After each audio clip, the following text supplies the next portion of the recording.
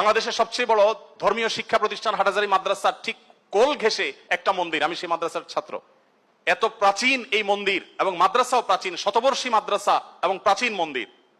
কেউ বলতে পারবে না যে মাদ্রাসার হাজার হাজার ছাত্রের কেউ কোনোদিন একটা ঢিল সেই মন্দিরে নিক্ষেপ করেছেন অথবা মন্দির থেকে পাল্টা এরকম কিছু হয়েছে, কেউ বলতে পারবে না। বাংলাদেশের মানুষের সাম্প্রদায়িক সম্প্রীতির যে উদ্যম দৃষ্টান্ত, পৃথিবীর অনেক উন্নত দেশেও সে দৃষ্টান্ত নাই। এটা আমরা কোত্থেকে পেয়েছি? ইসলাম থেকে পেয়েছি।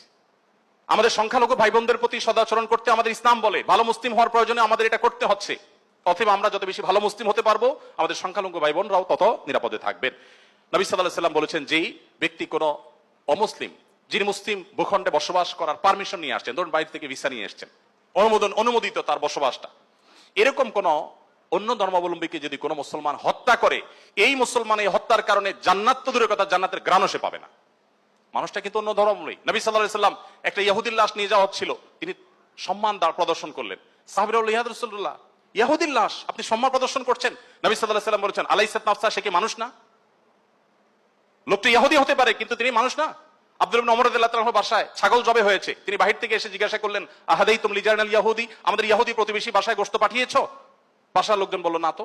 তখন তিনি বললেন, আল্লাহ রাসূল সাল্লাল্লাহু আলাইহি ওয়াসাল্লাম প্রতিবেশীর অধিকার নিয়ে এত কথা বলেছেন যে নিজের সম্পদে তাদের হিস্সা আল্লাহ তাআলা নির্ধারণ করে দেওয়ার উপক্রম হয়েছিল, আর তোমরা কেন প্রতিবেশী বাসায় খাবার পাঠাওনি? আমাদেরকে আরো ডেভেলপ করতে হবে। আমাদের আশেপাশে কোন হিন্দু বসবাস করেন, আপনার পাশে ফ্ল্যাটে, পাশে বাড়িতে, আপনি কয়দিন তার বাসায় খাবার পাঠিয়েছেন, গিফট পাঠিয়েছেন? অথচ ইসলাম কিন্তু সেই নির্দেশ আমাদেরকে করে। যাই হোক, নবী করিম সাল্লাল্লাহু আলাইহি ওয়াসাল্লাম চতুষ্পদ জন্তু, পশু পাখির প্রতি তার যে দয়া ছিল, তারা দুর্বল, তারা অসহায়, তাদের পক্ষে নবী সাল্লাল্লাহু আলাইহি ওয়াসাল্লামের যে অবস্থান ছিল, একবার আপনারা জানেন বিখ্যাত হাদিস, নবী সাল্লাল্লাহু আলাইহি ওয়াসাল্লাম বলেছেন যে অনেক আগের একটি ঘটনা, এক লোক তিনি যাচ্ছিলেন কোথাও পানি পান করার জন্য, কোন একটা কুয়াতে তিনি নেমেছেন, উঠে দেখতে পেলেন একটি কুকুর পিপাসায় সেরকম